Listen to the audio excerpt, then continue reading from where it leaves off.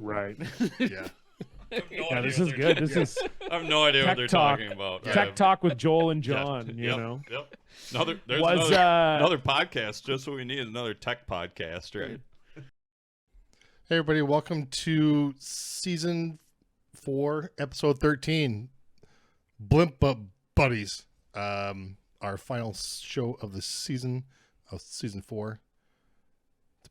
It's been a fun year. I think it has been a fun year. Mike. Greg. Not Craig. Yeah, we had a good time talking with John Cullen. He's got a new podcast coming out all about Broomgate. But first, our sponsors for the year.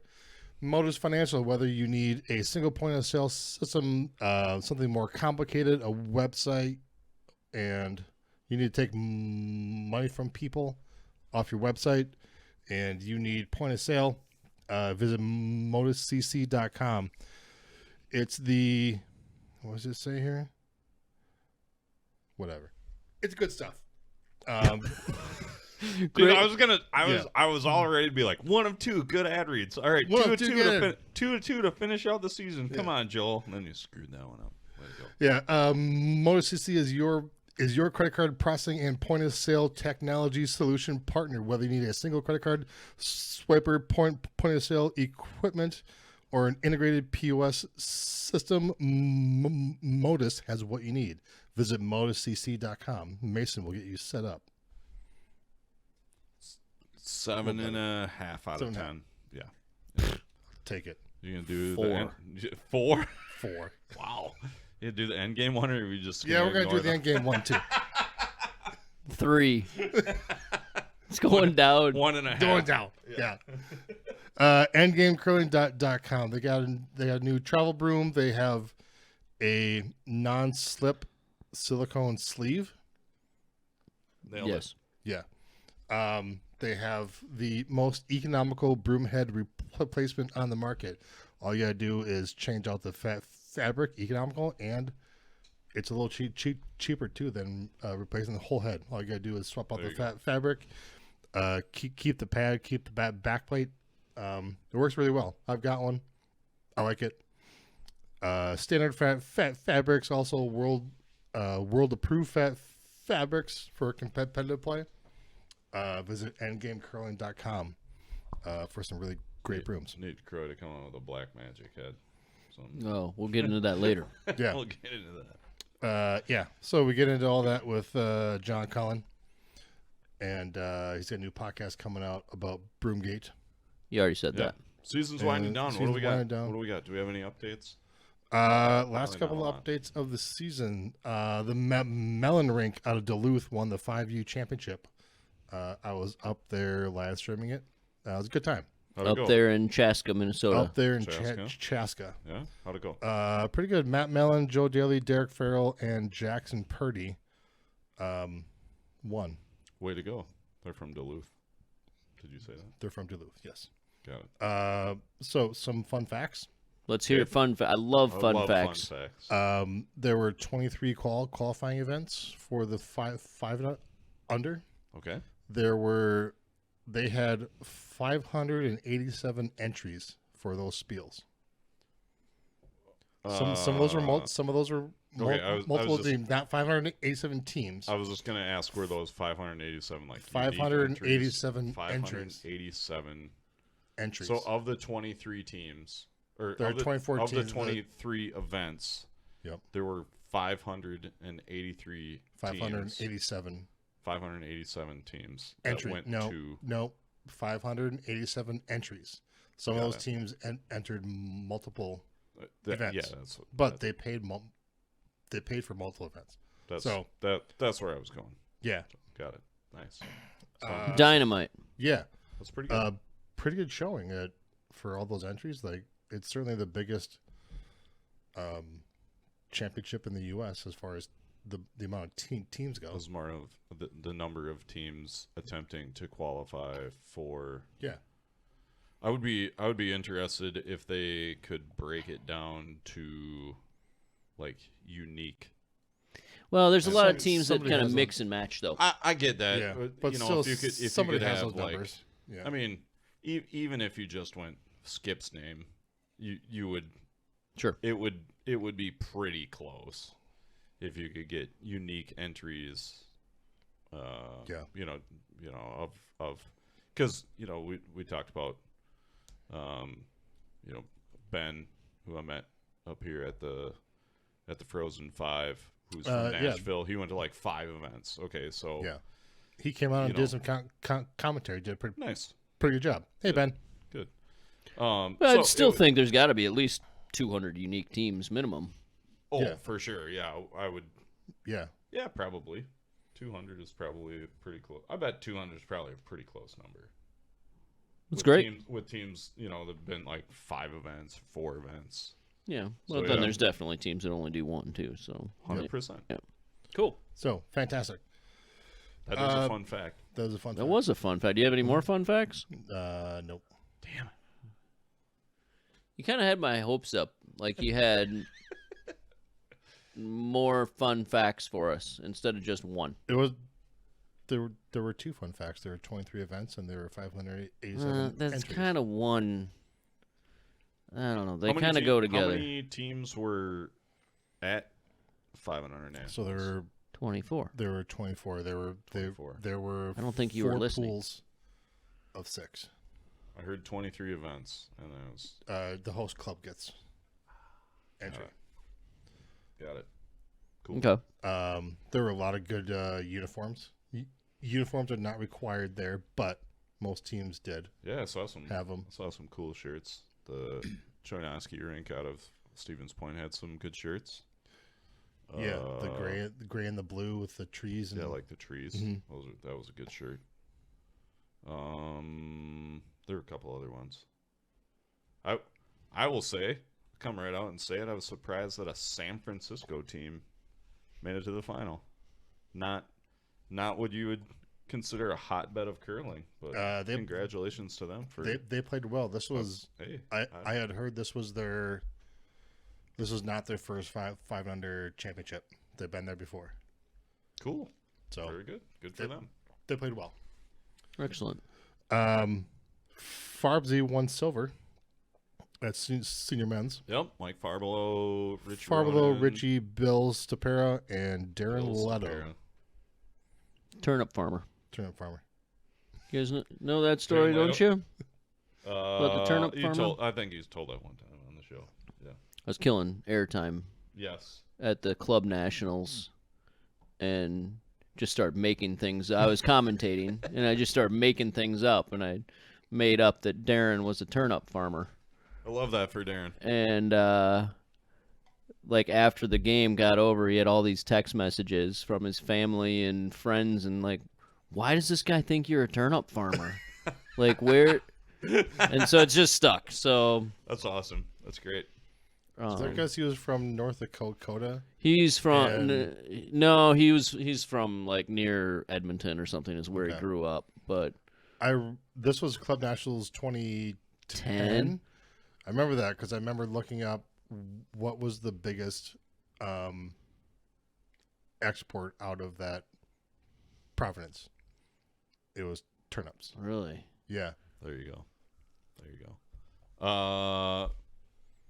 Matt and Becca did okay. They did okay. They didn't make the playoffs. Qualify for the playoff pool. They got some Olympic points.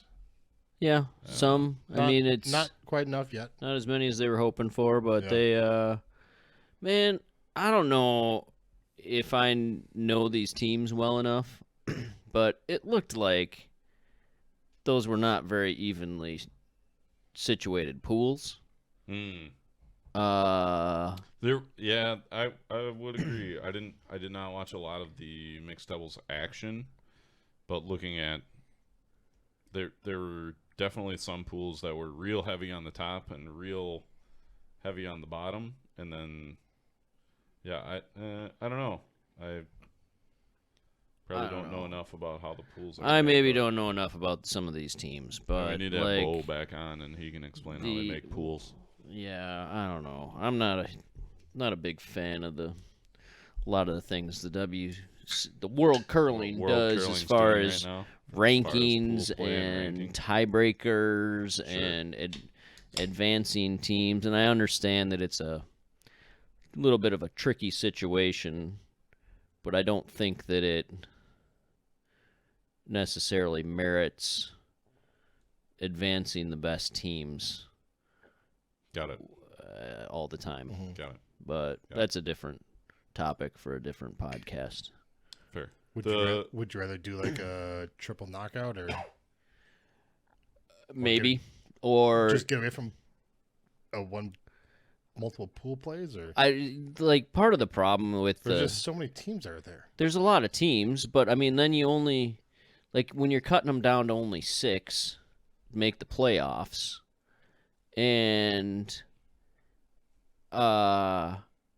like if you've got like I don't know, I just think that the top 5 teams in Matt and Becca's pool are all finishing. I think they're all finishing top 3 for sure in the other pool, and so I don't know. Oh, that's right. This one was just 2 pools. I was There's thinking 2 of seniors pools. That were Seniors, multiple. there is a ton of Sorry, ton yeah. of I was thinking, pools, yeah. but like I don't know. I mean, like there's just you could have a team. You could have one pool where I don't know. Forget it. It's too complicated. Yeah. Too many different scenarios. We can that think could- about it over the summer. I will say congratulations to Team Estonia, who won second at mixed doubles. That was their first curling medal. Silver place. Silver place. That was their first curling medal ever Good for job. Estonia. That was pretty neat.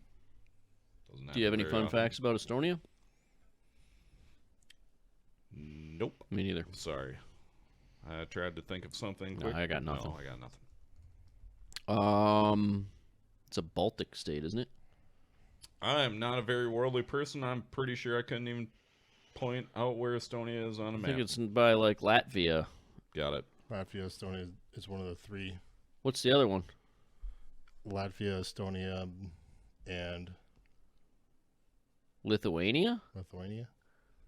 I'm gonna excuse myself from this conversation, and this discussion. Way to go, Estonia, though. Estonia. And Sweden won. Sweden won. Who won the third? You know place? who that guy? Remember 2 weeks ago Rasmus. when I was telling you how Rasmus was the hero of the men's worlds? Yeah, you feel like he was. Then he the just hero? what do you do? He just shows up at mixed doubles and wins. Curling Nation bump, probably. Probably. I was hyping him up. He Way to played go, with his Craig. sister. Yep. Huh. 2 brother sister teams. Maybe even more. Who There knows? might have been. I don't know. Senior women finished 3 and 2, They did. and didn't get out of their pool because of Yeah. Tiebreakers or tiebreaker whatever. things. Way to go for them, though. Yeah. That was their first, their first world experience for anybody For a on lot of that them. team. Yeah. They had a good time. Angie I just saw them tonight. And team. They my parents went and watched. Yep. Uh, They made it back. They made it officially. back. They stick around to watch Richie win Yep. or get silver. Yep. They had a good time. They drank a lot of beers and They had some beers. connected with old and new friends. So Way to go, they said Steve. it's still cold though. Way to go, Steve and Diane. Anything else? Or are we just going to go on? So one of the things I'm going to do this summer, I'm going to get some new curling shoes. Whoa. Yeah. All right. Steve's Curling Supplies. Visit Steve's Curling. No, Oh, I don't. Oh. Sorry, Craig, but curling shoes are crap. I was You're gonna thinking of, custom make some I was shoes? thinking about custom ones. Got it. I was looking at the there's a Nike Air Jordan retro ones. Okay. Look pretty cool. High I tops. think, you're going to go high tops, huh? I might go. They make a full interesting. high top and a mid. Yeah. I might Yeah. do a mid. The Jordan I don't mids know. are a great shoe. They're gonna look Jordan. really cool for about 3/4 of a season before they fall apart. Jordan lows are a good shoe. So, My but they're gonna Adidas look Sambas- sweet. The think Jordan- Samas I have now, like they've lasted Well, 8-10 I years. think that's a lot better chance of lasting than a Nike Air Jordan high top as far as a curling shoe Not going to goes. convince me to get a curling shoe. I don't care. If you want to yeah. put subpar curling equipment on your feet, you just go right ahead and do it. I want shoes that last. I Greg. do recommend. I'm- I like the Nike Dunk Lows. It's a good flat sole for a custom curling Ooh, shoe. they do have some of those on sale. So I'm just saying. Okay. Anyway, I looked at some high top Nike golf shoes today. I didn't pull the trigger. That would just be to golf in them, Sure. not to curl. No. do you guys do anything this summer? I coach Little League. I spend a lot of time at the ballpark. I'm not the head coach. But just tell your kids to get up off the grass and stand up. And, That's part of it for sure. Trying to teach them how to catch a ball. sure.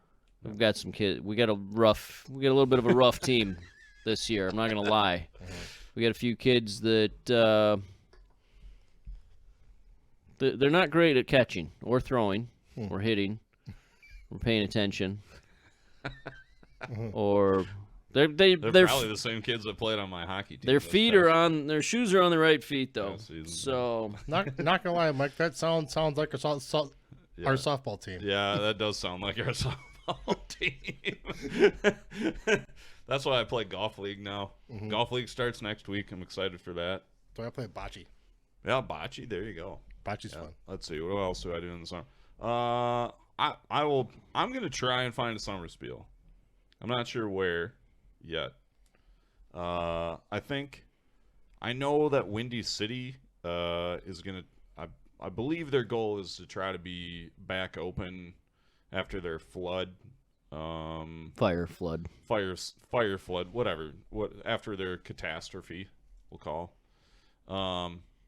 It's my understanding that they're going to try and be open for the food truck spiel, which is I think in When's that? mid-August, end of July maybe. I don't remember exactly when it was last year. We went down last year. If that's back open, I'm going to try and go to that one to show some support and spend some money at their club and do what I can to keep that club moving forward. And maybe I'll try and find another one. I'm not sure where. If you know of a good one, get in touch with me on social media or email the show. Food truck spiel last year Yep. was August 24th. There you go. End of August. Weekend. End of August. We had a good time. When's Rice Lake? Like middle of That August. should be- It's that's usually about that same About weekend. the same time. Yeah, I believe last year it was the same weekend, and we went to food truck. I got a new pop-up camper. Maybe I should go to Rice Lake and just put that sucker in the corner of the parking lot like you did a few years ago with mine. And Have it smell like shit in there? yeah, Because of what's happening inside the trailer from all the farting and also like the waste treatment plant that is right next Yeah, door. I forgot about that. Wafts over. I would like to try So- and find a second, maybe another summer spiel. Also, how good's the AC in the new tent? Because there is no AC in the oh, room. that's gonna be terrible. Then Doesn't matter. it's gonna be hot and it's gonna smell like shit. You're not making a strong case for Rice Lake summer spiel for me. No, Well, not for the camping. not if you're camping. Not if you're Well, camping. that's the whole point. That's what I wanted to do. I want So to be able to walk from the front door of the curling club you to wanna- my that bed part You wanna part find was a pretty summer- great. You want to find a summer spiel where I can park where you on can park- premises. where you can park and camp. Yeah, Green Bay doesn't still have one, do they? No. I don't think I want to camp right in the middle of town though. Like at least Rice Lake is kind of I mean it's a tiny town and you're kind of stuck in Kind a of corner. rural. Yeah. In Green Bay though, you're like in a freaking you're- industrial Yeah, park. you're in the industrial park. Yeah, for sure. You're in Anduzzi's parking lot. Yeah, Yeah. basically. So yeah, otherwise it's golf league for me, and I wonder what Landsteiner's up to this summer I don't know. besides just golfing I'd like to all the time. go up and golf with John Lance. Maybe John I should- Landsteiner could invite us up for a round at his country club. I would like that. John, I'm available. Yeah, I officially retired from triathlon. Oh, good. Yeah, I know. Right? I decided I'm done. Similar announcement. I have also retired from triathlons. Way to go, Joel. Yeah. Yep. I'm no longer pole vaulting. Yeah. I thought about it. I'm like, I'm gonna hang up my cleats for a triathlon. So, hang up for good now. Oh man, sorry. Sad day, bud. Sorry, I shouldn't even brought that up. I guess. Sorry, America. So, yeah, I would like to find an additional summer spiel. I think though, that would be ideal. I haven't played a summer spiel in a long time. Okay, let's talk to John. Let's get to our guest. This is going to be a good show. All right, we got a great guest today. Since last time he had joined us, he has since relocated from the West Coast to more central Canada. He's the XOXO Gossip Krill himself, John Cullen. Welcome back to the show. Thank you for joining us. Hey, thank you for having me back, guys. Yeah, it was a big change for me and my wife, but I said I gotta get a little closer to the Curling Nation guys. Yeah. For sure. We had to move a province over. So best part of Alberta and worst part of not being in BC anymore. Best part of Alberta is the fact that I could afford the house I currently live in. That is the best part for sure, because in Vancouver, that's not a realistic dream. Got it. That was most of the reason that we moved. Although Calgary is a great city, we do love it here. Thing I miss most about BC, I guess other than my family, it's my sports, I would say, because I was on like a hockey team with some really good buddies. I was on a really great softball team.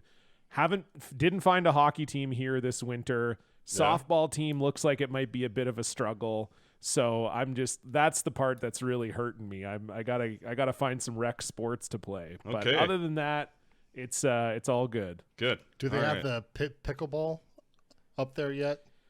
Yeah, we do the pickleball thing. That's I think I'm a little young for pickleball. I think I gotta. You are too young for pickleball. Yeah, I saw on one of my social medias you were looking for a softball team. So you're I know, it's just like hitter, solid outfielder. I think is what I saw. That's right. Yeah, very good. I'm a very good defensive player. It was too bad because there was a team with a bunch of curlers on it, like Jeremy Hardy and Kyler Kleibrink and Ashton Skurlick were all on a team.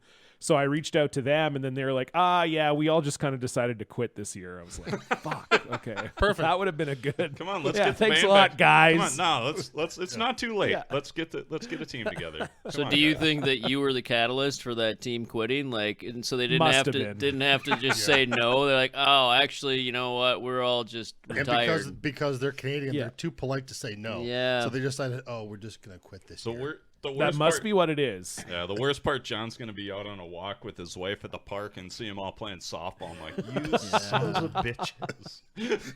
Yeah. Well, I think what it is Jeremy and Ashton play on like an accounting team or something. I guess Jeremy's an accountant. So they play on an accounting team, and they didn't want to have a second team, is what I was told. Well, so we'll see whether or not that's true. I don't know if you want to play with accounting nerds anyways. I mean, definitely not. And it seems like I wasn't invited. That wasn't like right. That didn't seem to be on the table, but yeah, probably because I've had sex before. Yeah. Yeah. It all checks out. Hell yeah. Congratulations on that, bro. Yeah. Thank you. Feels good. Ben Hebert should have been able to find you a team or something. Doesn't he play some slow pitch softball? Well, he's coaching his daughter, so I don't know if he's like his daughter plays like very high level rep softball, and he's the head coach. So I don't even know if he's got time. And he lives in Chestermere, which is like half an hour from here. So that's a long if he's drive. playing softball, it's it's a long drive with those suburban dads. Yeah, no, you don't want any of that. Giant pickup trucks. And also Ben doesn't like me, so there is also there's that. that. I'm joking. You guys should both be in like the Leeds union or whatever. You were a lead for a long time. Ben's been a lead forever. Yeah. Should be in I the know. same I'm sweepers joking. union. I'm joking. We're good. We're friends for sure. But Got it. yeah, no, it's yeah. I don't even know if he plays, but yeah, like I said, I don't know if I want to drive 30 minutes for softball if I can somehow find a team in Calgary. But there's a few leads. So we'll see. But All right. yeah, Well, I need it. We'll put a good word in for you. Not that we have any sway up in Calgary, but I don't have We'll do our much best. Calgary pull. I hope you find a team.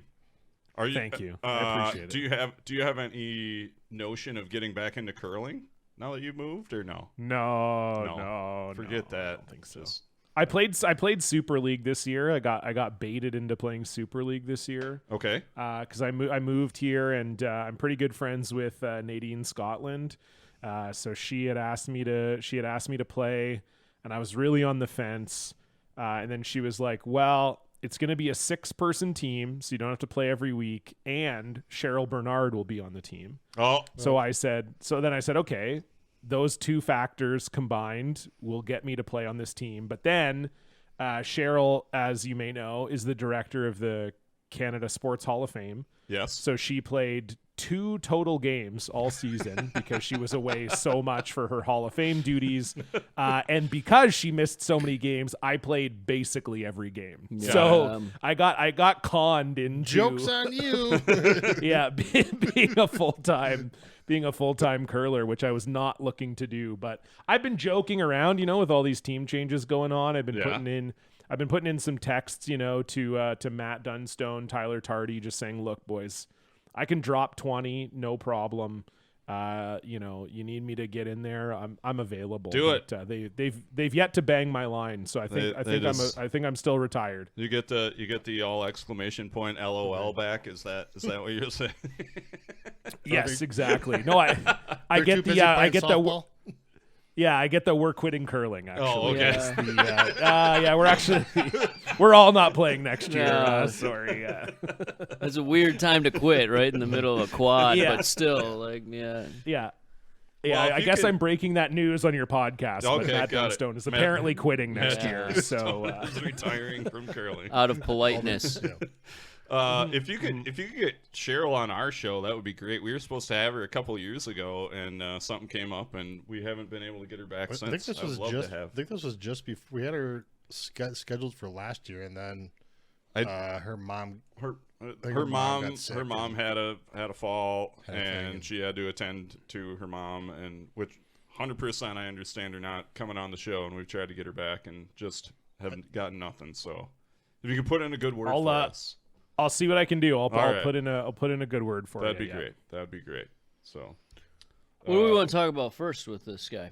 whatever you want, you choose. Well, let's talk about this brand new fancy podcast you got coming out. Can you Sure. tell us, give us the lowdown? Yeah, sure. Yeah, so it comes out Monday, May 6th. So this might be before or after you're listening to this pod that it's already out. The trailer is out Be about now, the so same time. you can okay, perfect. So you can find it. I listened to the trailer.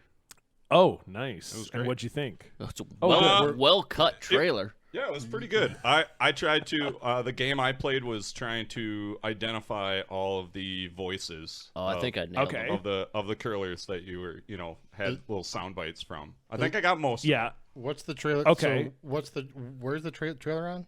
The trailer's If you on. just search Broomgate on any podcast app, it'll be on there. Got it. yeah. So yeah, it's the podcast is called Broomgate, a curling scandal, and I've been working on it for about 2 years. Wow. It's been a long process. I first pitched it to like a podcast production studio in Vancouver a couple years ago.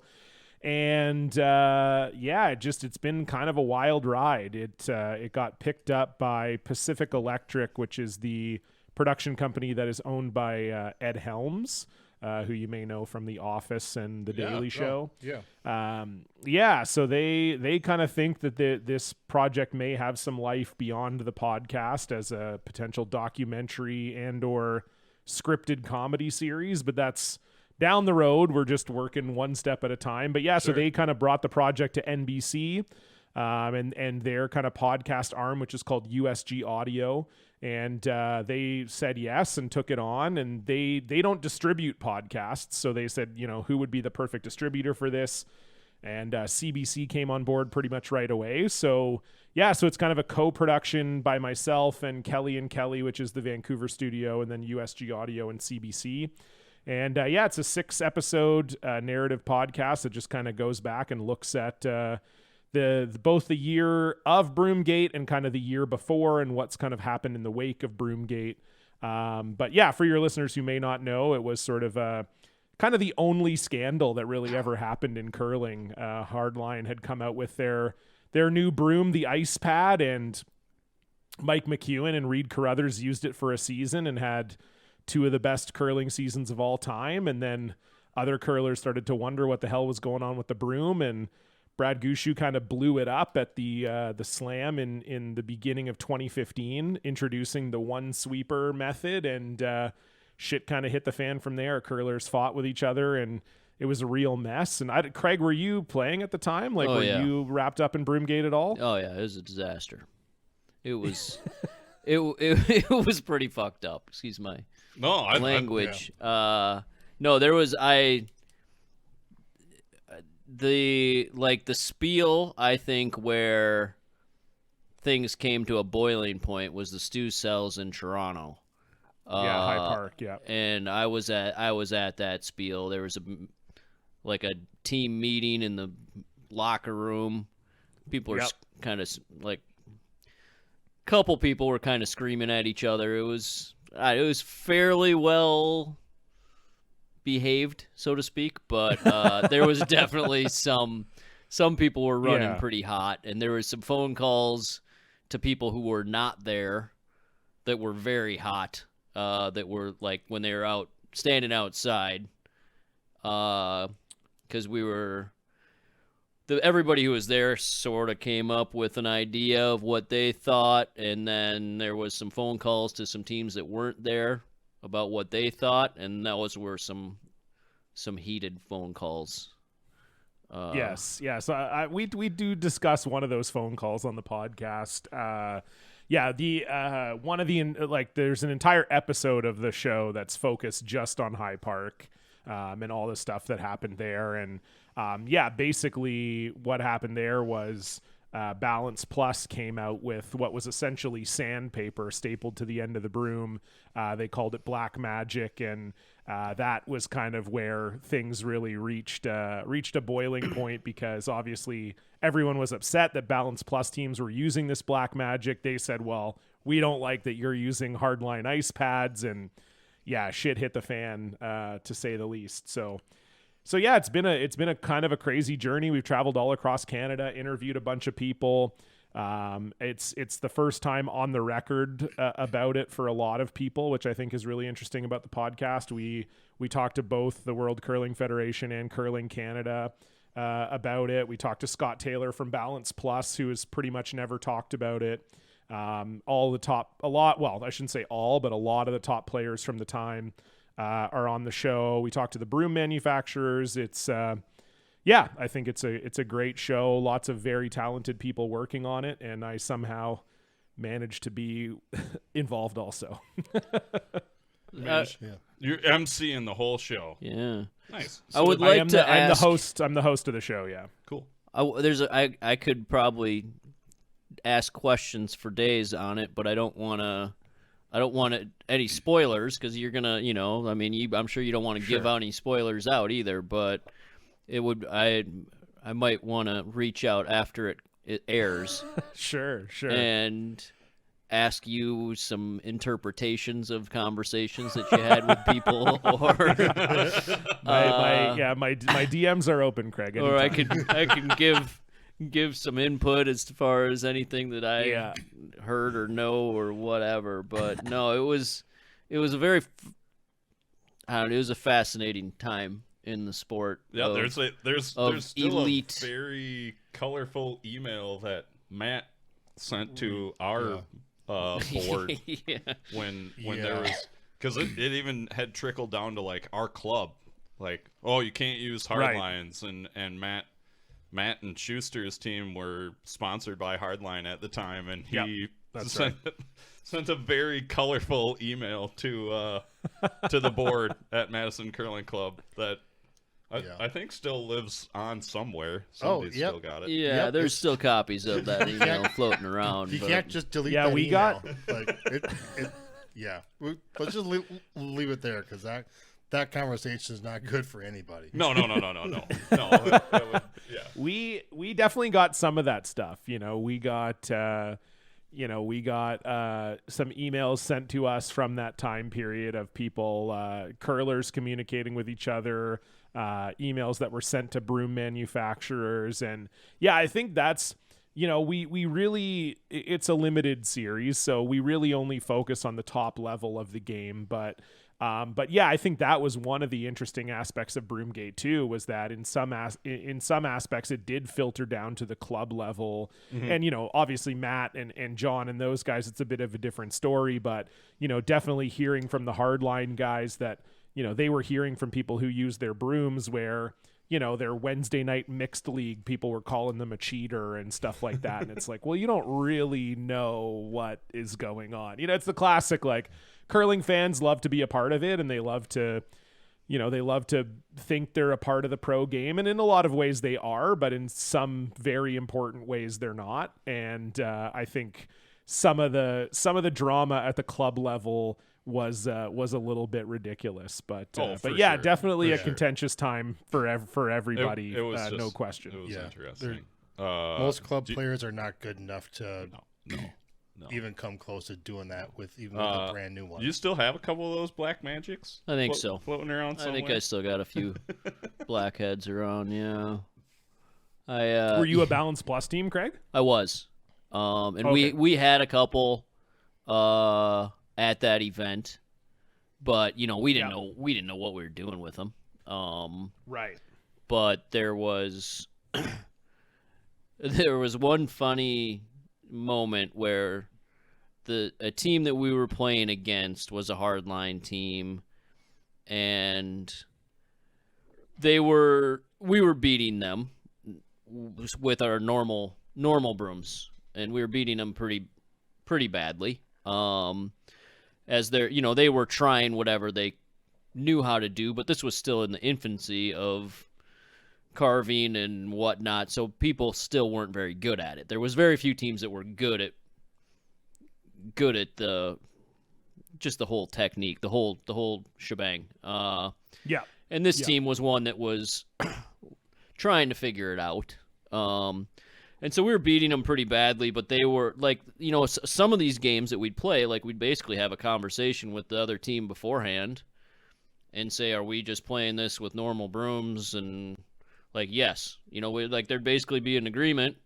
We're just playing like normal curling that we had always known our whole life. And this team didn't necessarily agree to that. And we're up by, I don't know, quite a few, and we're up enough that we're playing some tick shots, and and back then you could swap out brooms whenever you wanted too. So we had brooms with the blackheads, and we decided to give it a try on some of these tick shots, and somebody threw one. Our lead threw one, and it was wide, and there was just like a couple of sweeps, and we carved it over and made the tick perfect.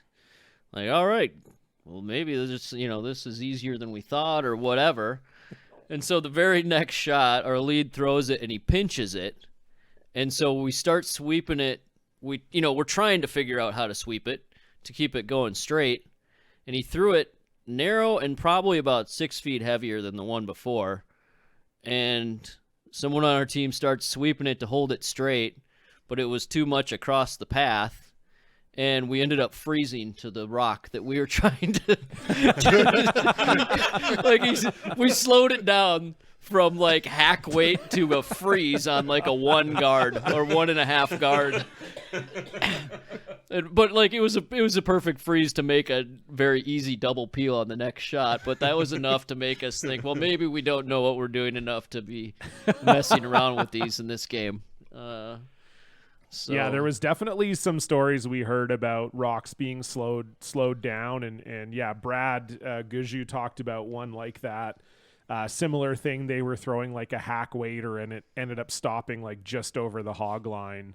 Yeah. But in their case, they were a hardline team, not a black magic team, but they hit a spot that the black magic team had swept. Sure. So it was like, if you didn't go clean up the spot where the brooms had hit the ice, then it was basically like a trough in the ice, and so yeah, they went to throw a hack waiter, and it didn't pick. They said it just like basically stopped, yeah. which is wild to think about. But yeah, it's I think that's really, one of the interesting things that really comes out of this is, I think with the benefit of hindsight and time healing some of the wounds, that I think that most people now would never say that anybody was cheating. Obviously at the time those accusations got thrown around a lot, but definitely surprising how little there was in the rules around sweeping at that time. We went back and found a copy of the rule book from 2014-15, and first of all, the rule book is only 46 pages total, and the sweeping section is half of a page. So, wow. And it's really like the only rules are basically like, you can't knowingly damage the ice with your broom.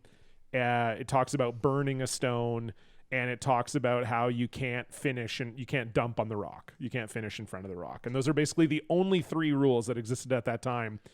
In theory, you could show up to the World Championships or the Olympics or whatever with literally whatever the hell you wanted stapled to the end of a stick and call it a broom, and there was no recourse for them to get rid of it as long as there was no visible damage to the ice. Right. Which is crazy. Yeah, and yeah, I don't know. It was a weird time. I think that was the first spiel. Like, as much as we knew that there was something going on, and we didn't know what exactly and how much it was being affected, but the moment I had my realization of how big of a deal it was at that spiel, like the game before, the example I was giving you, I was just playing a peel to blank an end, and down the exact same line the other team had just thrown on, and they were tight on a hit, and so they were sweeping hard to make it go straight, and they started at the hog line. At the hog line, they started to sweep it hard to hold it straight, and the next shot, I'm going down the exact same line, throwing a peel. I've got between a quarter and a third of the rock. I get exactly to where they had started sweeping, and my rock backed up, and I missed the stone that I was just peeling by an inch or two. Like it steered my rock a shot later that much, and that's when I started to really realize that there was more to this than I knew. Did Balance Plus come out with the blackhead just to say, hold my beer? Like, you think that this one's gonna carve? Like, watch this one. I think so. Mm-hmm. Yeah, they for sure they did. Yeah. They basically, because essentially it was hard for Curling Canada and World Curling, right? Like, I think it's easy to kind of dunk on NSOs and World Curling, but they were receiving complaints about the broom. But in fairness to them, you can't ban something because people tell you to ban it. Like, there needs to be some kind of research or information that you have.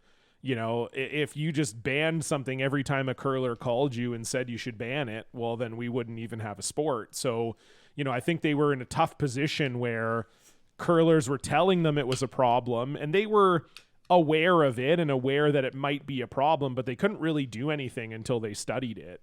And so Balance Plus just kind of said, okay, well, if you're going to take a while to study it or whatever, then we'll just show you. If there's going to be no rules about using brooms, then we'll show you what a broom could do. And so, yeah, that's pretty much Scott Taylor told us. he went out and tried to find the roughest fabric he could possibly find, and they tested a bunch and they found the blackhead and they said, yep, this is the one. They gave it to all their teams and said, okay, let's go show them. Wow. If this is the direction you want to go in, then fine, let's go. Let's do it. Got it. Yeah. I should pull one of those fuckers out for, Yeah. for Monday League. I think I got a couple still. So Do it. Do all the episodes come out at once, or are they coming out like one a week, or how is this? Yeah, gonna... we're launching. The first 2 come out on Monday, Okay. May 6th. So when it launches, the first 2 will be available. And I think if you subscribe to CBC Podcasts, you can actually get the 3rd one starting on Monday. Okay. But it's first 2 are out on Monday, and then it'll be 1 a week after that for the next 4 weeks. Okay. Yeah. Cool. Yeah, I'm definitely gonna check it out. I enjoyed the trailer, and it's just audio, no video? Just audio. Okay. Yeah. how many? Do you want to name drop some of your guests, or all of them, or not at all? Sure. Yeah, I can name drops. I mean, you guys said you played like Guess the Curler in the trailer. Do you remember whose voices you heard in the trailer? Go ahead. I definitely know a bunch. I mean, Gushu for sure. Kmart was in there. McEwen was in there. I didn't hear Kevin. Yep. No Kevin, but Mike, yes. Oh, Kmart was not in there? I didn't hear. Oh man, Kevin. I thought Kevin was in there for sure. All right. I'm trying to think who else. I don't know. Who else did you have in there? Glenn, Oh yeah, Glenn was in Yep. there. Chelsea, were on the Oh yeah. trailer. I feel like there's one more that I can't think of right now. I know there's... Carruthers? I think Reed was in there. No. No? Reed was one of the only people who said no to us. So Reed you will not hear Reed in the podcast. Okay. But all the other ones you've named are correct. I feel like we there's- also talked. There's another one. There's 2 more in the trailer I can think of for sure that you haven't named yet. Oh, you better One just I tell would us. say like very, very distinctive voice that you would know if you heard it for sure. I can't remember. I can't remember either. What do you got? Yeah, who else is in there? John Epping. John Epping's Oh, in there, okay. so you can hear his raspy voice. Yeah. We talked to Rich Hart as well. Who else did we talk to? Yeah, we talked to Hardline. We talked to Balance Plus, Brad, Mike, Glenn, Chelsea, Rich, John, Mark Kennedy, Ben Hebert. You talked Who to else? all Canadians. Mostly Canadians. Yeah, it was just the way that it worked out. It was one of those things like you start the pod, you make this whole list of like, here's everybody we want to talk to, and then you start to do the main people you want to talk to, and then all of a sudden the story kind of comes together and you just don't want too many more voices in the story. So it definitely is more focused on the men's side. We started out like talking to quite a few women about it, and a lot of them were just kind of like, yeah, I mean, it was happening, but it wasn't there wasn't like the High Park incident for women or anything where they, where everything came to a head or they were fighting or whatever. So Chelsea's kind of the main female curler that we spoke to, just because she won the Scotties that year using Hardline. So that was kind of a tricky year for her. We talked to Jill Officer as well, because we were in Winnipeg doing some interviews and chatted with her. And yeah, it was, there's a few more I'm probably missing at this, I don't remember at this point. I'm like, people, there was some people, let me hear, I'll look at the list. But no, it's all good. I was just trying to, trying to go off what I remember from the trailer. Yeah, no, you got it. Oh yeah, we talked to Jerry Gertz too. Okay. We talked to Dave Chilton, who was the dragon on Dragon's Den that gave Hardline their capital. We talked to Matt Wozniak. We talked to my former teammate Jay Wakefield. We talked to Jared Allen, Jerry Peckham, Graham Prowse. That's the Curling Canada and World Curling guys. So yeah, it was just, like I say, one of those things that it's when you're doing like a limited series like this, a narrative series, you're trying to have people identify with characters in the show, right? Like you want them to identify with the people. And So once you kind of talk to a few people and they give you really good interviews, then you go, okay, this is kind of the framework for the show, and then you kind of build the show around them. So makes so sense. I would say like the main characters are kind of like the hardline guys, Brad and Mike, it sort of like follows their journeys, and then there's a lot of other kind of coloring of the story kind of around them, I guess I would say. Sure. Nice. Yeah. That'd be fascinating. Yeah, I'm looking forward to hearing it and then getting back in touch. Sliding into his DMs getting back in and touch either with you. giving some insight or getting some. Just to ask, get some clarifications, maybe. Well, I said to my wife, like, I think it's going to be really interesting because, I think when I first started pitching the idea, really the thought of doing Broomgate is I just wanted something that would be interesting to a non-curler, right? Like that. It's like, what are things that have happened in curling that would be potentially interesting to someone who doesn't curl? And really, like, Broomgate, whether we like it or not, is one of the only things that's ever happened in curling that would be interesting to someone who doesn't curl. So that was kind of the impetus behind starting it. But it's funny because making a curling podcast that's like, curlers will love it, but it's ostensibly to try to attract non-curlers to listen to it. So I think what will happen is, interestingly enough, when I started and came up with the idea, I was nervous that curlers were going to be mad at me because they were going to be like, oh, you're exposing us, or you're taking advantage, or you're digging up all this old dirt. But now what I think will actually happen is curlers are going to be messaging me being like, well, that's not exactly how it happened. Or, well, let me tell you a story about when I was in Broomgate. And it's like, yeah, okay, well, we have 6 episodes and they're like 30 minutes each. We could only tell so many stories. Nice. But that's more what I think is going to happen out of this. Sure. Is people are going to be like, well, you really didn't talk about this one thing that happened that if I was running the podcast, I would have for sure put that in there. And definitely should have gone this way. How you're a man of many talents and have a few other podcasts. How do you in general deal with folks of that nature? Do you just ignore it, or do you occasionally interact and just Yeah, I think it depends on the person. I think it's like, if it feels at least somewhat tongue-in-cheek, then I'm much more willing to interact than with someone who seems like legitimately upset over it. It's also like, you do the quick, especially if it's just like an online comment or something, you kind of do the quick, like, mental illness check. It's like, what do I think? What do I think the level of mental illness is this person has? And then I'll decide whether I'm going to engage or not. Nice. Got it. Yeah. Very good. So, since I'm going to steer away from curling for a moment. Yeah, sure. Go. Since the last time you were on, you started a Jeopardy podcast, and I am ashamed to admit that I have not found time to listen to it yet. That's because okay. I am a fan of you and I'm a fan of Jeopardy both. But nice. Can you tell me a little bit about that show and how that's going, and just what's the deal there? Yeah, it's great. It's called What is a Jeopardy Podcast. It's myself and comedian and TV writer Emily Heller. Emily may be familiar to some listeners. She had a Comedy Central special about 5 years ago. She's been on like all the late night shows, and now she's a TV writer. She writes for The Great North, which is like an animated comedy. But she previously wrote for Barry and Search Party. Oh, love Barry. So yeah, it's so good, right? Did she write the curling episode of The Great North?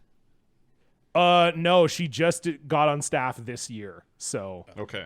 So whoever she did that is a genius. It was an actual good episode. Yeah, it was very phenomenal. Good. Like Jordan Norby references. Annette Norberg reference.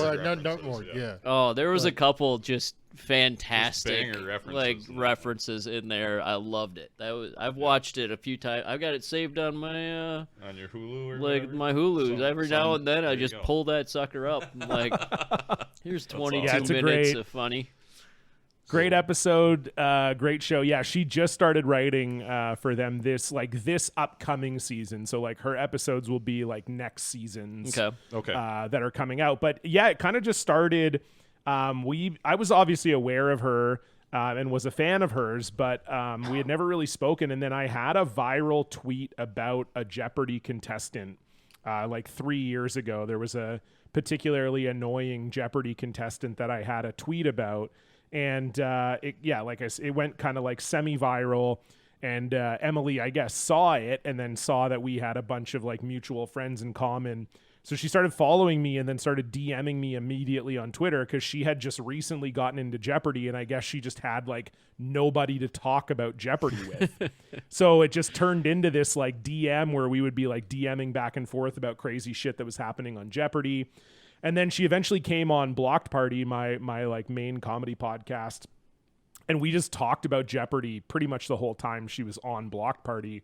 And so then I kind of was joking with her like, oh, that felt like the first episode of a Jeopardy podcast. And she had her own podcast and it was about to go on hiatus. And, I kind of just convinced her that we should do this Jeopardy pod. So yeah, so it's just like a weekly recap of Jeopardy. We go over the previous week's games, and then we do a bunch of segments. We do like our favorite anecdote of the week, our favorite response of the week. We look at what people are mad about online about Jeopardy, because Jeopardy fandom online is actually very similar to curling. It's like old people who do not use Twitter for any other reason other than to pester people about Jeopardy, which is it's wild. So yeah, so we just have a ton of laughs. It's the only, as far as we can tell, the only comedy podcast about Jeopardy. And it's been going pretty well so far. We had a past Tournament of Champions winner on the show already. We've had quite a few of the Jeopardy contestants reach out and say that they're listening to the show and they were excited that we talked about them. And so it's been really fun. It's like one of those podcasts that's very easy to do because I watch Jeopardy every night anyway. So to just talk about it for an hour a week is really simple. And we've been having a blast with it. Yeah, I try and listen. I listened most recently. This was great. I was so happy when you picked the response of the week for the most recent episode. It was like Gene Autry found himself in the top 10 recently for this song. Is like Here Comes, and the guy jumps in and is like the Hot Stepper. And it's like, no, that's not a Gene Autry song. And it's like, and then the woman chimes in, Here Comes Santa Claus. It's like, yeah. I'm like, dude, Gene Autry singing Here Comes the Hot Stepper. Let's go. And then Amy has it's just like you couldn't imagine like a more wrong answer comparing the song. Like Here Comes the Hot Stepper versus Here Comes Santa Claus are two totally different things. And then that was really funny, Mike. I don't know if you follow us on Instagram, but the Nam, the player who said that, commented on our post about the show and said he fully just didn't know who Gene Autry was. So in that moment was ringing in, he thought in his mind that's who sings Here Comes the Hot Stepper. And just it never occurred to him.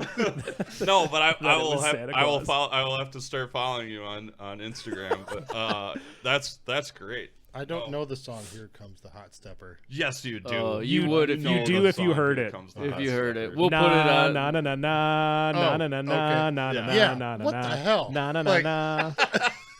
But that makes sense. Like if he didn't know who Aini Kamosi was, who sings the Hot Stepper, it's just like, yeah, I never knew who sang that song. It has to be Gene Autry. Must be Gene Autry. Yeah. Must be Gene Autry, yeah. Because the clue, I think the clue ended by saying Gene Autry had a hit Here Comes This Man or whatever. Yeah, yes. And then that's when he was like the Hot Stepper. He's like, no. Awesome. It was great. I was listening to the most recent episode. I was like, that was a good answer. Who's hosting Jeopardy right now? I don't know. Ken Jennings. Ken Jennings hosts Jeopardy. Okay. He's kind of the permanent host, right? Mayim, he is, yeah. Does Mayim still come in occasionally? She No, was in a little during the writer's strike, wasn't she? No, so she wouldn't go in during the writer's strike Okay. in solidarity, and then she was fired. So she's gone. She's full out. Okay. I should have just tried 10 harder. now. I should have tried harder to make my kids listen to it on a road trip across Nebraska. It's pretty good. It's a little. I would say it's a tough. It would probably be tougher to listen to if you don't watch Jeopardy, because you talk so much about the episodes. I mean, probably 3/4 of the episode is like about the week's worth of episodes. So if you're not watching, you just be like, yeah, I don't know. The end part, it would be interesting when you share the anecdotes about the weird stories or the funny answers. Like, that makes sense. But if you're not watching Jeopardy, it would be a tough listen. Okay. Whereas Blocked Party, I think you can listen to Blocked Party and just be like, yeah, this is an hour and a half I can get down with. Because you just tell good stories. We try. Yeah, it's very stupid, but we try our best. Yeah, I think with the Jeopardy pod, we're really trying to do like 50-50. So like half the show is game recaps where, yeah, if you're a fan of Jeopardy and you're watching it every night or close to every night, you want to hear that stuff. Yep. And if you're not, you could, or if you're listening, like let's say you're listening to episode 1 now, like episode 1 was covering games that were like 2 months ago, you could fast forward the first half, but still listen to the second half. And it's kind of evergreen because we play clips of the anecdotes and the wrong answers and stuff on the show. So it can kind of live as like its own thing. So that's sort of the aim. But yeah, it's definitely aimed at people who like Jeopardy. But we have had people who just are fans of me and Emily say that they listen even though they do not watch Jeopardy, which seems crazy to me, but I thank them for it. I think it's good. You definitely, it's a very cerebral show, obviously, and then you guys throw a comedy spin on it, which makes it just a little bit more fun. We try. You? I think I've heard you talk about this briefly on Blocked Party. Have you auditioned or tested for Jeopardy? I think I've taken the test. So you can take the test once a year. Okay. And then so nobody really knows exactly how they pick people, but the sort of prevailing wisdom, so that the test is you get 50 questions in 50 categories, and you get 15 seconds per question. So you got to be pretty on the ball. You got to know what it like, and this is all typed. So the category will pop up. It gives you like 3 seconds to digest the category. The question comes up. As soon as the question comes up, you have 15 seconds to both read the question and type out an answer. Well, and then it does that 50 times in a row. And then the prevailing wisdom is that if you get 35 out of 50 right or more, you're in the draw to be on the show. And then I guess they pull people out who do that. And then you get asked to do a Zoom audition where they make you redo the test verbally, so they know that you didn't somehow cheat when you were taking the test. Yeah. And they do like a personality style interview kind of thing, figure out that you're not going to be like a total freak on the show. Then if you pass the audition, you get put into the contestant pool, and you're in that for 18 months, but there's no guarantee that you get on the show. So you're just in the pool and you're just hoping to get the call to be on the show. And if you go the 18 months without getting the call, you have to repeat the process all over again. Got it. Oh, that sucks. We've got a buddy in the pool. We have a buddy in the pool. Okay. Nice. From what I understand. So, and recently in, but I was curious. Nice. Have you made it? Well, yeah, I hope they get the call, because it definitely sucks where you're just waiting for the call, and if you don't, and I think it's like pretty quick. Like they call you and they're like, "We need you in 3 weeks," kind of thing. Have you made it into the pool? Like, sure. I have not. No, I've never made it to the audition. Like I've taken the test, I think 6 or 7 times. I'm like right around 35. Like I think most of the time I do get past the threshold, but not by a lot. Like I still have too many categories that are weak spots. So when you're talking about 50 questions and 50 categories, it can be tricky. So sure. So for me, it's I'm probably right around that 35 range. Got it. But yeah, I've never been offered an audition, unfortunately. Okay. Do I know the person in the pool? Owen Daniels. Is in the pool. So good for him. He hopefully gets on. He's a good dude. Yeah. He'd be a fun dude to be on the show. I'd be really excited to figure out what he would wear. Yeah. He's one of those guys. Yeah, he would be one of those guys. He would. You replaced him on the Monday night team this year. I kind of came back to Monday night this year. Yeah. So we would have been in the rotation maybe. Yeah. So yeah. whatever. Yeah. Yeah. He was on the Monday night team last season. Then he decided. My team said second half. There you go. Yeah. Yeah. Curled with Joel. So Yep. yeah, great guy. So awesome. You also did a bunch of stuff. Do you want to keep talking about more non-curling stuff? Well, we can talk about We can talk non-curling about stuff or curling stuff, but I'm I done was with the just gonna Jeopardy touch a little bit podcast about, conversation. You did a bunch of web streaming this year, I think. Me? Yeah, Did I? Well, you did commentary on a bunch of events, didn't you? Yeah, I did Probably some commentary. 6. Not as much this year. It was less because Curling Live kind of died. So I only did I did all the BC stuff. So I do the BC U21s, U18s, and the men's and women's. Okay. For BC, and then I did a one weekend of the mixed doubles Super Series, and I did one weekend for Curling Live. And I think that was all I did this year. It was a little bit of a down year for me this year. Yeah. Okay, I thought you were into more stuff this year, but I could be wrong. Obviously, That's okay. Obviously, Obviously you are. That's if we did research, maybe I would have had that better question. It's okay. It's okay. I still did quite a bit of commentary. So whatever question you were going to ask me about it is probably relevant. So. No, I was just gonna I don't know. I guess ask how you got into it and if you noticed anything from the season that you. Well, commentary was kind of just random. I think the camera blurriness is my fault if that's what you're trying to fix. But Move something else out of the way, but yeah. Okay. I know it's your fault. There we go. Okay, perfect. Commentary was kind of random. I never really thought about doing it, and then when curling, I thought I would like to do it, but I never got the opportunity. You usually have to win stuff before they ask you to commentate, unless you're a traditional broadcaster like Vic Rauter or Rob Faulds or whatever. So Curling Live was starting, and they were looking for someone, and luckily enough for me, a few curlers recommended me because they said they wanted someone a little different than your kind of traditional play-by-play voice. So I got the call to do stuff with Curling Live, and that went for two full seasons. And then, as I said, this year, Rylan and Curling Live kind of took a step back from streaming, so I didn't do as much. Got it. But that kind of got the attention of Curl BC, obviously, curled in the provincials there 11 times, and very familiar with a lot of the Curl BC executive and whatever. So they saw that I was streaming and kind of asked me to do the BC provincials, which was a real honor and has been really fun. I've done 3 of the last 3 years of that, which is really special and fun to do. And it's just been a fun. I love doing it. It's a great thing.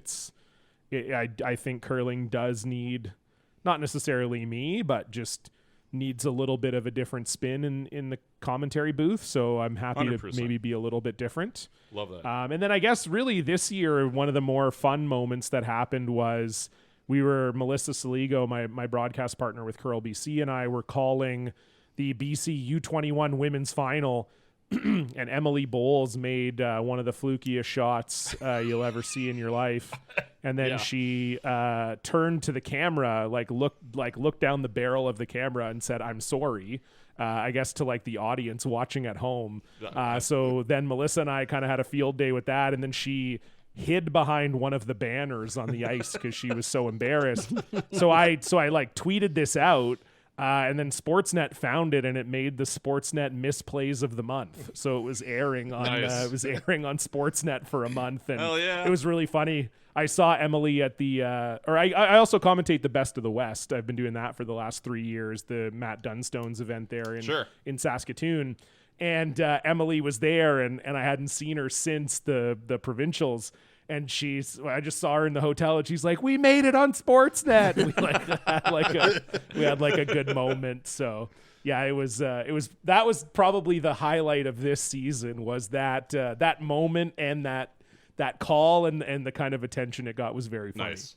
So do they tell you to be a bit more serious on the streaming in Canada or not? Because I do the producing, some of the producing here in the U.S., and I always tell Taylor's like, who's watching curling streaming on the internet in the U.S.? Curlers. So there's golf commentary, and then there's the movie Dodgeball. And I tell the commentators, let's just try and hit that right in the middle.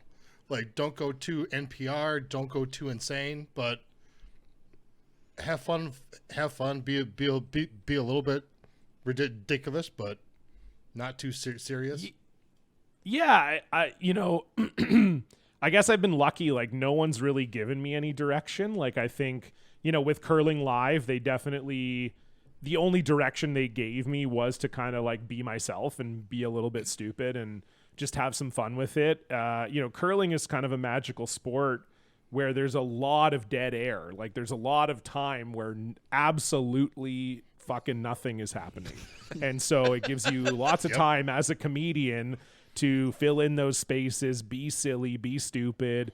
And I think I was encouraged to do that with Curling Live. And then when Curl BC hired me, I think they kind of knew what they were getting into, I think, because I had done Penticton with Melissa. Melissa's been doing the Curl BC commentary for, probably 15 years now. Like, she was doing it, when I made the finals back in 2015 and the semis and back in 2012 and stuff. So she's been doing it forever. So we did an event together in Penticton. We had really good chemistry because she's a little bit silly too, and she can be kind of funny, even though she's also like, a two-time Scotties champion and Olympian and all that. So yeah, it was fun to just like, I think she knew what it was, and the Curl BC championships are on television. Like, they're on like local TV in BC, so it's like a television product, and I'm on there just. I don't give a shit. Like there was an entire end. It was the BC semifinals in 2021. It was the first time that I had done it, and they were blanking an end, like right from the start. It was like lead put the first rock in the house, other lead hits it, and it was like the seventh end or something. And I just started talking to Melissa about blimps for like the entire end. So like you watch and the curling's like happening. And I'm talking about blimps like the whole time. Because I had come up with this term. I would say if it looked like the end was going to be a blank, I would say that we have a one-way ticket to Blanksville. I was like the first person that ever said that. So then other people have said it since, which is crazy because I think it's really stupid. But other people have said it. So then I'm like, okay, that's cool that I coined that, I guess. But what I would do with Melissa is when I would say, guess what mode of transportation we're taking to Blanksville, and I would mix it up every time. And then by the time we got to semifinal, I was out of like regular modes of transportation. So I said we were taking a blimp. Then I remembered a fact that the spire on the Empire State Building was originally built to dock blimps. A lot of people think it's for like lightning rod purposes or radio purposes, but they thought that blimps were going to be more popular than airplanes in the 30s when the Empire State Building was built. So their thought was that was going to be like a major airport. So the spire on the Empire State Building was actually built to dock blimps. And I'm talking about this for like most of the end as they're like throwing hits up and down the ice in the provincial semifinals. So once they let me away with that, then I figure, okay, they know what they're getting and they want it. Wow. Have you ever been on a blimp? Has anybody ever been on a blimp? No. I've never been on a blimp. No. Never. I just listened to the Ice Cube song, "Today Was a Good Day." Yeah. And he the Goodyear blimp. said something. Saw the lights of the Goodyear blimp and said Ice Cube's a pimp. Yeah, there you go. So I just heard that song yesterday. It's like, yeah, that was a good day. The most recent episode of the Jeopardy podcast, John does a deep dive into blimp history. It's a random crossover because Emily picks one final Jeopardy every week where she wants to learn more about the topic. So then I do a bunch of research, and it was about the Hindenburg. And she just like wanted to learn like what the Hindenburg was all about. And so I did a bunch of research into the Hindenburg. So a lot of blimps in my life lately. I feel like I got to get on a blimp. Blimp talk. John's going to have the first blimp podcast in a couple of weeks. There we go. So do you know the difference between a blimp and a dirigible? Are they the same thing, just different names? I think it's the same. I think it's the same thing, isn't it? I think like dirigible's kind of the like formal name of it. I think, but I don't know. Maybe there's a difference. I don't know. All right. Well, we'll research it. Actually, That's we for are the going to Blimp. research it. yeah, That's for the Blimp podcast. That's not That's for for the ours. Blimp pod. Yeah, that's episode 1 of Blimp Buddies. Blimp buddies. Come up with a theme song. Nice. About, yeah. You also mentioned you mentioned before we signed on that you've got some comedy shows this weekend. You're still doing comedy. You have any new material out? Do you have new albums? No, nothing new yet. No, but I still doing comedy, still hanging on. I definitely do it less these days with all the podcast stuff going on and Sure. curling media stuff. But still do it. I'm hosting for Andy Haynes this weekend at the Laugh Shop here in Calgary. He's a great comedian from New York, and looking forward to it. But yeah, it's still, I'll do the gigs when I'm asked, but I'm not on the grind anymore, as it were. Like I'm not out every night doing spots or whatever. But yeah, I still really like doing it. It's still a lot of fun, and planning to shoot a special, I think, in the fall. So if there is new material coming from me, it'll probably be like early next year, I think. Nice. So are you as a comedian, are you constantly kind of just working on new material and then it just sits there until it's time to show up? Pretty much. Yeah, pretty much. It's and again, it's less these days because I'm just not on stage as much as I used to be. But yeah, it's pretty much just I come up with a funny idea. Usually it's I say something funny. Could be on my podcast, could be with my friends. I say something, everybody laughs, and then I go, oh shit, maybe that's a thing. Blimp buddies. Then I write it down and I start to Blimp buddies. You're going to hear that all weekend this weekend at the Laugh Shop. A lot of Blimp buddies stuff. It's going to be pretty sick. People are very excited about it. Listen up, folks. How do you feel Some people might say it's going to blow up. Yeah. How do you feel about Nothing says humor like the Hindenburg. Yeah. Exactly. You guys know the difference between a blimp and a dirigible? So so basically I'll come up with those ideas, then I just flesh them out on stage usually. I'm writing, but again, it's not as much. I think when I first started, I was really obsessed with comedy and I was doing lots of shows, and so it feels like when you're in that mode, it's like everything could be a joke. It's like every interaction I have with someone, every place I go during the day could turn into something. And now it's like I sit in my house and I do podcasts all day, so nothing happens to me anymore, Craig, basically, is what I'm saying. So I gotta go touch grass. The weather's about to get nicer, so you can spend a little more time outside, and maybe you'll have. Thank the Lord, yeah. You'll have more interaction. It is the 1st of May, and Jonathan Colton has a really good song about the 1st of May. So, yeah, there we go. Yeah. Let's see. One more curling thing. You've kind of like I said at the intro, you're the XO gossip curl. Yeah. You're usually out on your social media with breakups and new teams. Was there anything that surprised you already this season, or I think you saw a lot of stuff coming, but maybe just a couple because we don't get too deep into it, but. Yeah, sure. Well, I mean, obviously, I think the Brendan Botcher, the team Botcher split, I think is the big one as far as surprises go. You just never see that. Like, you never see a team in year 2 of a quad fire their skip. Especially being that high up in the rankings. Totally. They were number 1 in the world for a lot of the year. I don't think it was until Retornaz won that second slam that they took over. So yeah, like I think, because Botcher won a slam in November, if I'm remembering that right.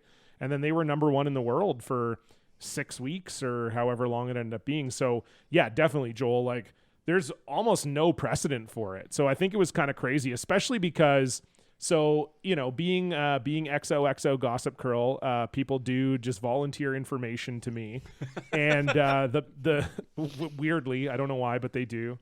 And Botcher it was weird because I heard about it like the week before it happened, and then and it was like not I wouldn't say unreliable source, but just like someone who has never given me information before.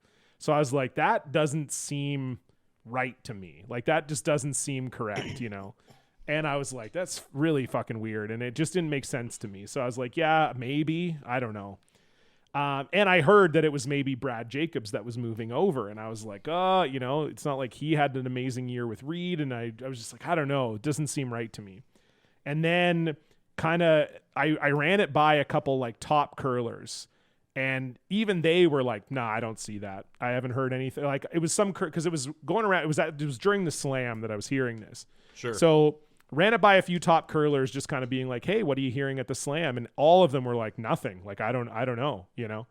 And then it was, I guess it was like Monday or Tuesday after the slam, a top curler texted me and he was like, holy shit, you're right. Like, I think Botcher's out. And I was like, what? That's crazy. And then it just like the snowball rolled down that hill real quick. You know, I kind of knew, and then I sort of tweeted out a teaser about it, and then Mark Kennedy phoned me and he was like, how do you know? And like, it was all this, like, not in a mean way. Mark and I are friends. It was just, it was very funny. Like it was, and then he was like, how did you hear about it? And I was like, I actually heard last week. And he was like, we had not even really talked about it last week, so I don't know how you would have possibly heard that. I was like, I don't know, man. I don't know what to tell you. So that whole thing, yeah, that definitely very, very wild. Is Brad in there for and like sure? I said, unprecedented. Yeah, they announced it. Oh, okay. Yeah, they announced it that he's in. Okay, I didn't see it. I missed that. Yeah, one. couple weeks ago. It was Okay. it was like the very next day or the next day or two where I think I saw Brad announced he that left the Carruthers team. Yeah, but it was like I the didn't next see day that he or went- something like that. Yeah, I didn't so. see that he went. With So those guys, does but that makes sense. One thing I you will had it. does Botcher have a team announced yet or no? Yeah, he announced something. No, No, he didn't. I thought he No. Okay, Got it. I guess not. No, so the kind of thought was that it was going to be like a 3-way skip trade. The thought was going to be that Jacobs was going to go to Botcher. Botcher was going to take over Kevin Cooey's team, and then Kevin Cooey was going to take over Reed's team. That was kind of like the initial thought as to what was going to happen. I know for sure that is not happening now, but what is happening, I have no idea. I've heard a few different things. I had heard at one point Botcher was maybe going to play third for Cooey, which I didn't know how that was ever going to work out. Then I heard maybe Botcher was going to play with Jason Gunlugson potentially. I also think on the table, and I don't know if this is true or not, but I have heard from a few people Brendan's not playing. That it's possible that he's just fully taking a step back next season. But again, I don't know what's true or not. It's I'm pretty close with Tyler Tardy. I've known him since he was like 13 years old, and he's very good at staying tight-lipped, and he does a lot of like, I don't know what you're talking about. I don't know. Like, so I hung out with him this weekend. Him and Des came over and hung out with me and my wife, and I was trying to pry him, and he's like, he's like, I can't remember. He just kept saying, I can't remember. Something's going to happen, but I can't remember. Sure. He's like, maybe I'll remember again in 3 or 4 days. So I was like, okay. Wow. Whatever. But Wow. yeah, Thursday at like 1:00 Mountain Time. Maybe I'll remember. Yeah, exactly. Yeah, exactly. But yeah, I mean, that was totally a shock. You know, I think Brendan has a really, really bright future in the sport. I think Paul Webster had a really good quote on that curling show where he said, if this was about making a team for the next 10 years, Brendan's the number 1 overall pick, but it's about making a team for the next 18 months. And, the guys just did what they felt like they had to do. And so, yeah, truly though, wild stuff. It's the last couple of years for curling drama have been phenomenal. Great. I could see if he's not the right skip for the next 18 months, how can he be the right skip for 10 years? Like, because everybody's retiring. So like he's the next best of the next generation. It's going to be him and Matt Dunstone fighting it out once your Gajus and your McEwens and your Cooeys retire. that it's going to be those two are kind of the top two guys. And there's not really anyone coming up behind them. You know, if you look at skips in that like 25 age range, do you think you know, do you you think got a Tyler few guys, will go in but to start skipping, or do you think he's happy at third? I could see I him don't skipping. remember. I You could don't also, remember? yeah, he doesn't remember. Yeah.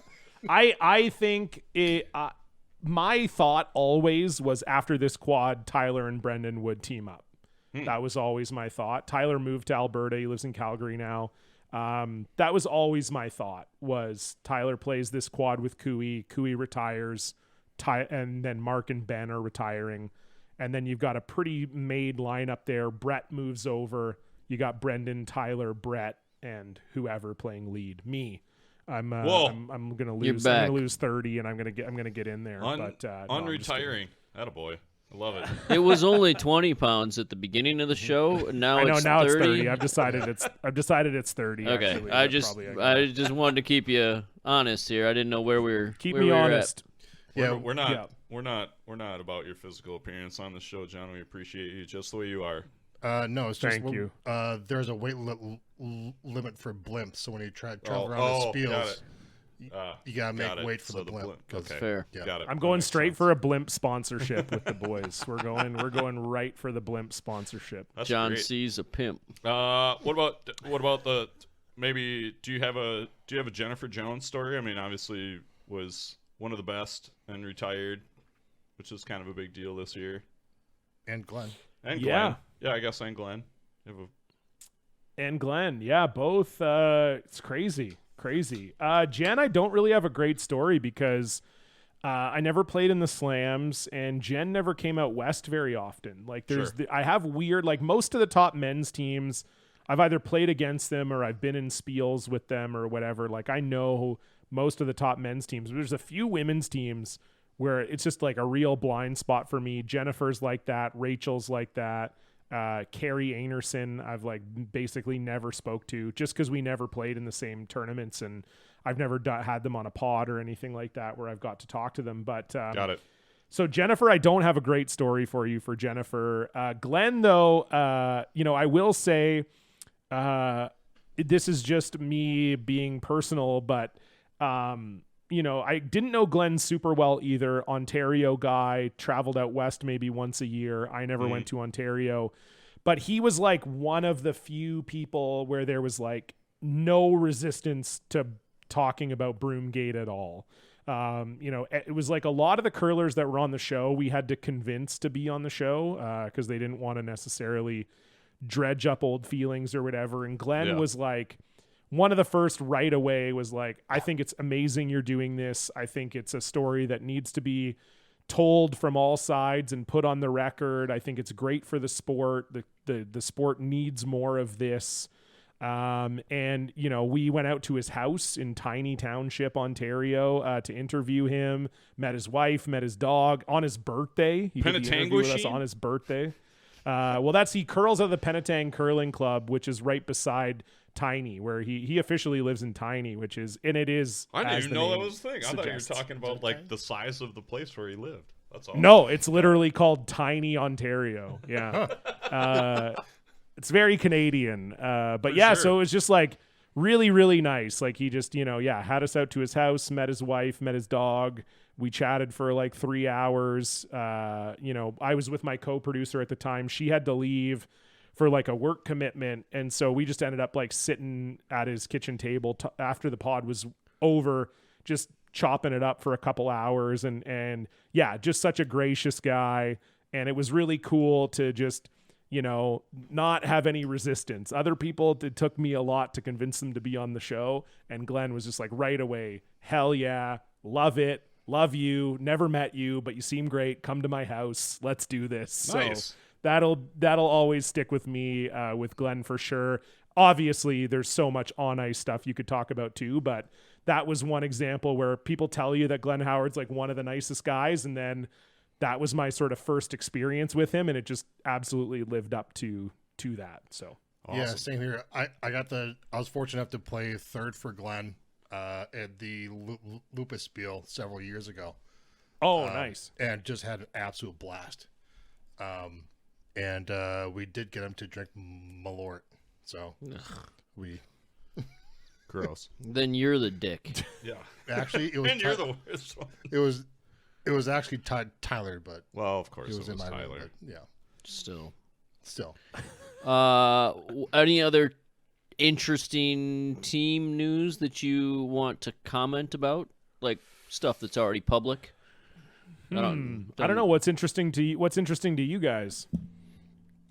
I don't know. All of our teams, I think, are pretty much staying the same. Pretty They're much all set. staying together.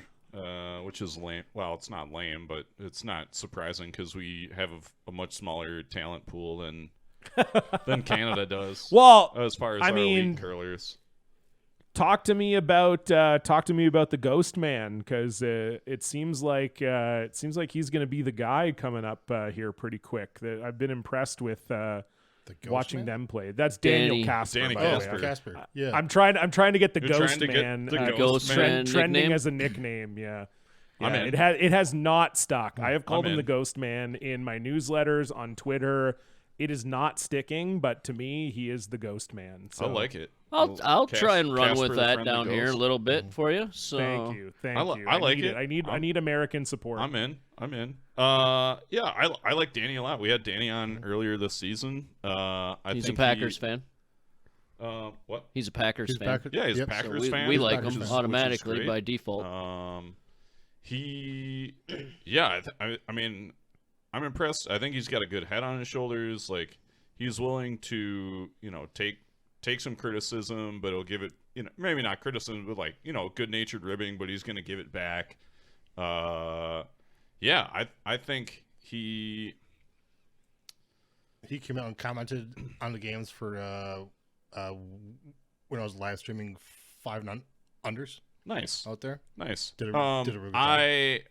He plays with who is Luke and Luke Ben Richardson and Chase in it. Chase. So Yeah.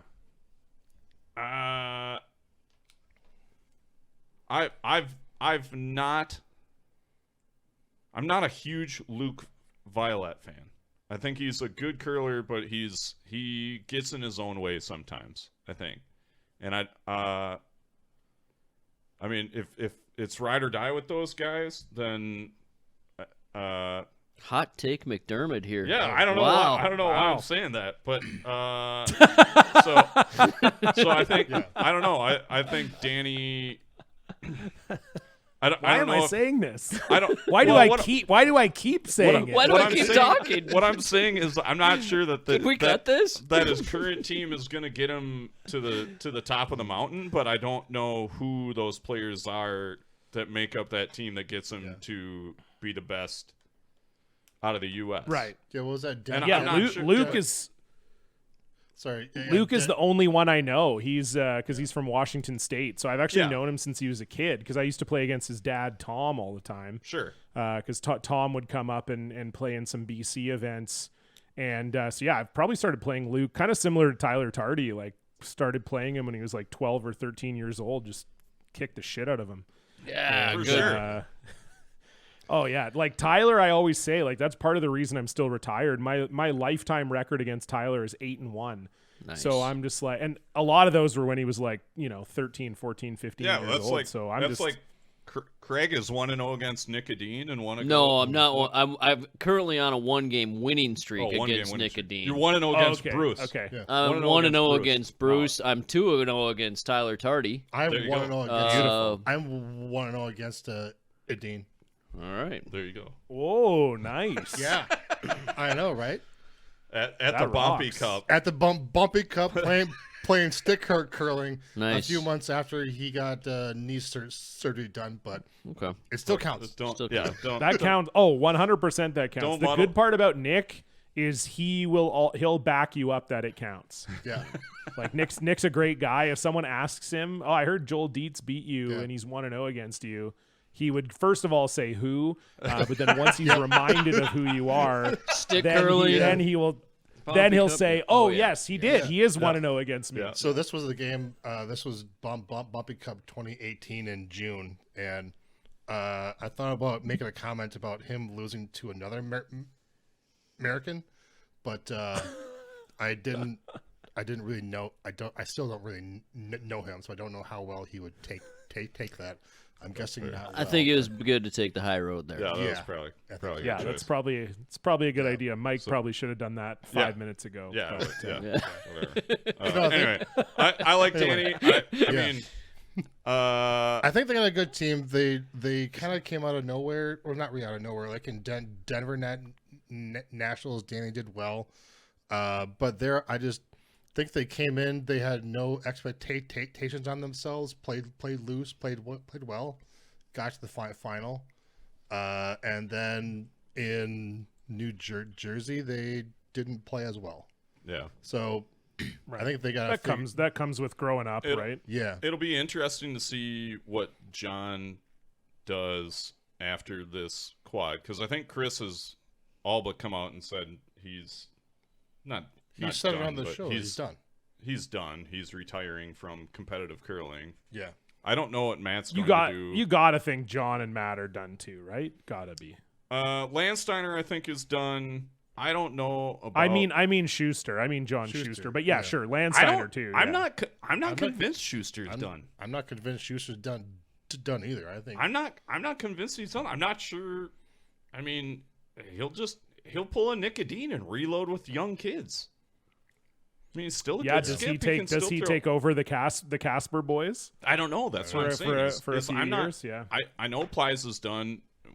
Craig and I curl with Hamilton on Mondays, and he says one thing one week and then another thing the next week.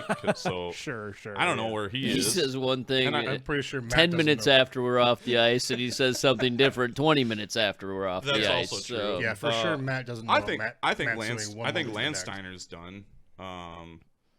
Yeah. But I don't know with Col.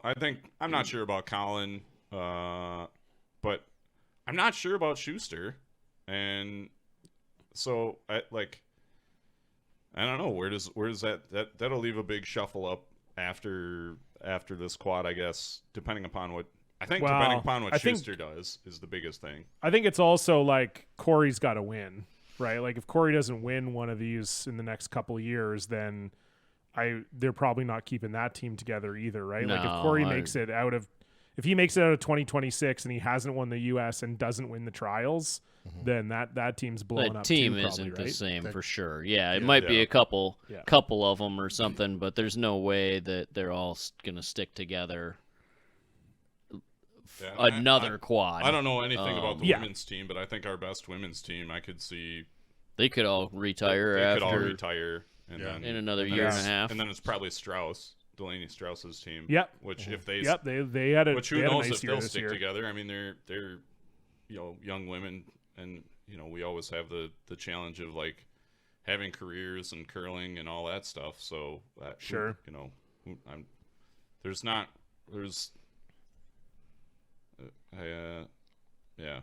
a super strong team behind the Strauss team. So no, not yet. Right. There's a lot of really good throwers. Yeah. And not very many. Train them up. Not very many good curlers yet. Does that make sense? Yes. Yeah. Yep. Oh yeah, it makes perfect sense. But you guys you'll train them up. It'll be fine. We'll figure it out. They'll come on the show and we'll make them better curlers. You'll sort them out. Yeah. That's what a lot of people say. It's sort of the curling nation bump. Yeah, 100%.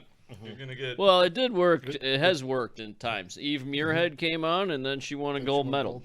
Yep. I mean, I don't think we need any more than that, any more proof than that right there. Of stuff. There's all kinds of curling nation bumps that she was probably like a 6th seed in that Olympics, and she won the gold. Maybe, they had to win the qualifying 7. tournament just to get into the Olympics. They weren't even in. Talk about a run. Yeah.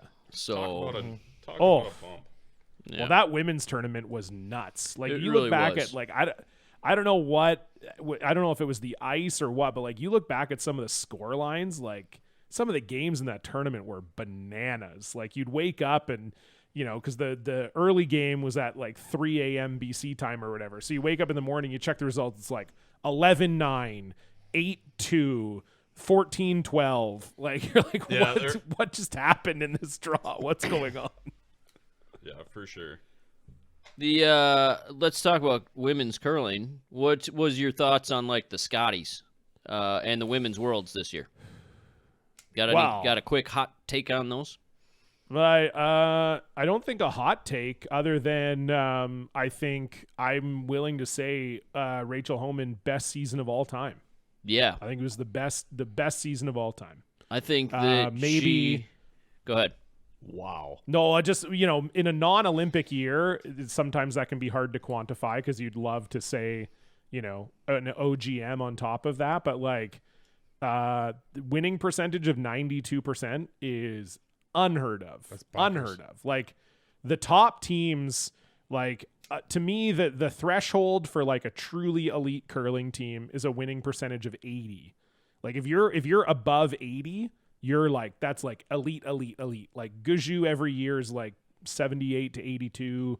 Mowat's in that range, Adin's in that range. You need to be around 80. So if you're over 90, that is bananas. Plus you win the Scotties, you win the Worlds. And it was just this the strategy they're playing is nuts. Yeah. In a good way.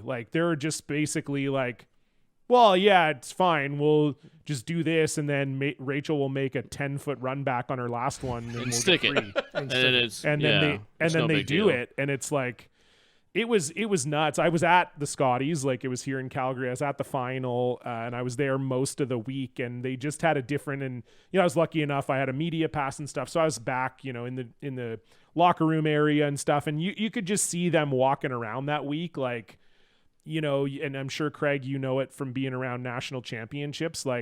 There's just there's an air around teams sometimes where it's that unbeatable air. And it was right from the start of the week, you could feel it. They were just a team of destiny. It just wasn't, they weren't going to lose. And they didn't. And what a year. And then also how is it that they lost, what was it, 8 times and 4 of them were to Gim? Yeah. So I don't know how that happened either, No, but that's nuts. But the and another thing that I thought the level of curling, just both of those events, was phenomenal. But going back to the Homan thing, I think that maybe best season ever, and then it ended. Maybe didn't even end, but slightly derailed the greatest streak of all time. 42 games in a row at the World Championship. Yeah. Switzerland had won, and in Homan, it's not she won 92% of her games, but she's not playing in the Cookstown Ladies Open spiel. She's playing in Worlds. slams, Yeah. Scotties, Scotties, Worlds. And if it wasn't an actual official slam, it was the Calgary Autumn Gold, which might as well be a slam, or something like that. Yeah. And I think they only played one event in a club this year. I think the Saville Shootout was the only event they played in a club, if I'm not mistaken. And Rachel didn't even play because Briggs was just born, and they got Heather Netto in to skip for some reason and went undefeated. So There you go. it was Boom. crazy. kick. Yeah. Nice. 498 points on the season. Have we ever? I don't think we've ever seen a 500-point season. Is crazy. But That's yeah, I'm just unreal. looking. Sorry, yeah, they played 2 events in a club. They played the Saville Shootout, which is just a start of the year event, but it has Jennifer Jones was in it, Kate Cameron was in it, Fujisawa was in it, Anerson's in it. Close enough to a slam level field. And then they also played in Red Deer. And same kind of thing. Laws is there, Beth Peterson, Selena Sturmey, Corinne Brown, a lot of Skylar Ackerman, a lot of the Scotties teams are also in that. Yeah, exactly what you said, Craig. It's not that they're not going to small town Alberta. They're not going to Beaumont, Alberta and kicking the shit out of Jesse Hunkin for fun. They're not going to Morris, Manitoba. well, Morris they get a good field, Morris. So They do actually, yeah. But So- yeah, no, it's shittiest hotel in Easta, Kenora, unbelievable west of Kenora. season. Yeah. Yeah. It's really, it's so impressive. And you're right. To me, the ladies game, the bar was already raised by Rachel, I would say, in 2017. when and even a little before that, introducing the Weagle, the tick to corner guard strategy before anyone else, even before any men's team had done that. And just like Rachel's willingness to play run backs and play upweight shots, they kind of brought the women's game into the 21st century already. And then I think this year they've increased that even more. Like the level of shot, the shot selection level that Team Homan is choosing every game is matchable by maybe 2 skips on earth. One of which is Alina Petz, and then maybe the other one is NG Gim, just because she's willing to take risks. Now they can get cold, but when they're hot, NG can make those shots. But yeah, like the teams are gonna have to catch up. Like last rock throwers, like Rachel's just single-handedly making last rock throwers better around the world right now. And being at the Scotties all week, watching it live, the level of play is getting higher all the time in the women's game. Great, and it's great to see. Nice. I enjoyed the thing you did at the Scotties where you ran around with Dunstone and Tyler Tardy and like, here for a roll of Scotties tissue. Who is this? All the people are like yelled in old people's faces. Yeah, it was pretty great. Yeah. Hey, if you can't yell at an old person, I mean, what are we even doing here? Yeah, 100%. What are we doing? Yeah. All right, John. We appreciate having you on. Normally we'd ask questions, but you've been on before. Do you have any sponsors you want to mention, or you want to mention your other podcasts, your other projects you got coming up? No sponsors. Just listen to Broomgate. Broomgate, a curling scandal. Comes out Monday, May 6th. 6 episodes. I think you're gonna love it, and please listen to it. Support it, and if you like it, share it with other curlers. It would mean the world to me. We'll pimp it. And if you hate it, send him a message and tell him how he should have done it. Yeah. Tell me what I should have done. Yeah. I'll mention your other 2 podcasts because I like them both. We mentioned your Jeopardy podcast, which has been pretty entertaining. And I like Block Party. I think if you're on a road trip, thank you. Block Party is a great way to pass the time. I like to listen to it while I walk. So I like John's. Thank you. I like Block Party. So. All right. Thank you. I appreciate that. It is a very fun show. We have a guest on every week to talk about a time they got blocked on social media. It's a lot of comedians, some celebrities that for some reason have agreed to be on the show. Tony Hawk. Yeah, it's a fun. Yeah, Tony Hawk was on there. The Tony Hawk show is a great show. Glazer. If you he was awesome. He was such a good guy. Like he was my dream guest, and they say don't meet your heroes or whatever, but he was so nice and awesome to have on the show. Nice. It was great. And if you're in the Calgary area, watch for John at the local comedy clubs. Check him out. There you go. Or just wandering around, and then you can, if it's nice, if it's summer. Yeah, if it's summer. Maybe you'll be I may be in your neighborhood. There you go. Check it out. John, thank you so much. Thanks. Thank you, guys. Always a pleasure to be back on the show. So glad you guys are doing it, and thanks so much. Yeah. All right. Thanks, John. All right, that's it, everybody. Season 4 in the books. 13 up, 13 down. We did it. Thank you for tuning in. Big thanks to our sponsors, Modus Financial. Visit moduscc.com for your point-of-sale needs. EndgameCurling.com. Check them out if you need a new broom in the off-season or want to get one for next season. You can get in touch with the show. Email us at curlingnation@curlingnetwork.com. Check us out on social media. We're out there. You can find me at the Mike720, Curling Craig. Joel runs the Curling Nation Twitter. So check us out there. Otherwise, maybe we'll see you at a summer spiel. Maybe we'll see you next fall. Maybe we'll see you out on the golf course. I don't know. Maybe we won't see you ever again. I hope we do. I'm pretty sure we'll be back. Because, well, honestly, we like sitting in Joel's basement and drinking beer. So... And we're getting good at it. We're getting good at it. Yep. We're probably better at the podcasting, too, but we're getting better at the beer drinking. We'll have a new lineup of guests. If you want us to consider somebody, get in touch with the show. Tell us who that should be. We can get anybody. Yeah. Or topics. Yeah. Or topics. Yeah. Let us know. We'll be back. Or if you're a sponsor and you want to jump in on this Do you want to reach the gravy US train that Yeah. Modus CC and Endgame are on, maybe you should contact Does your us. company need the Curling Nation bump? We'd love to have new sponsors. Things that we like. Beer. Bacon. Anybody who has money. Any companies that like curling. Those are things that we like. Correct. That's it. I think. Sure. We have ends cards if you need them for your summer spiel. Get in touch with us. That's it. Joel. Craig. Mike. Good curling, everybody.